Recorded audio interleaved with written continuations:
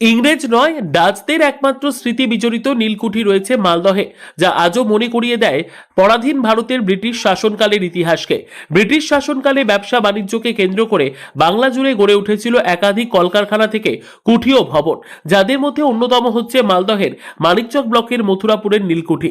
East India কোম্পানির রাজত্বের সময়কালে গড়ে উঠেছিল এই নীলকুঠি, যেখানে 1835 থেকে 1914 সাল পর্যন্ত দায়িত্ব সামলেছিলেন ইউরোপীয় বাসিন্দা জর্জ জেমস হেনসি।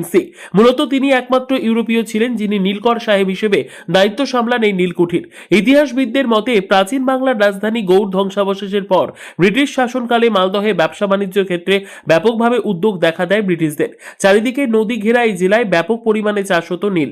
সেই নীল চাষকে কেন্দ্র করে সেই সময় গড়ে ওঠে একাধিক নীলকুঠি, যাদের মধ্যে অন্যতম হচ্ছে মালদহের মথুরাপুরের এই নীলকুঠি।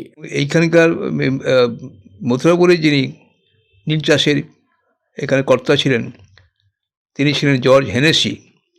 তিনি এবং তার কয়েকজন স্বজাতীয় লোক, তার সঙ্গে সঙ্গে দেশীয় কিছু জমিদার এবং আরও জোরদার, তারা এতে যুক্ত হয়েছিলেন। কারণ তখন এছাড়া কোনো উপায় ছিল না, জমিদারদের বাধ্য করা হয়েছিল যে তারা যেন তাদের সহযোগিতা করে। সেই জন্য নীল চাষের যে লাভজনক কারবার ছিল, ব্যবসা ছিল, তাতে মালদহের একটা বিশেষ ভূমিকা ছিল।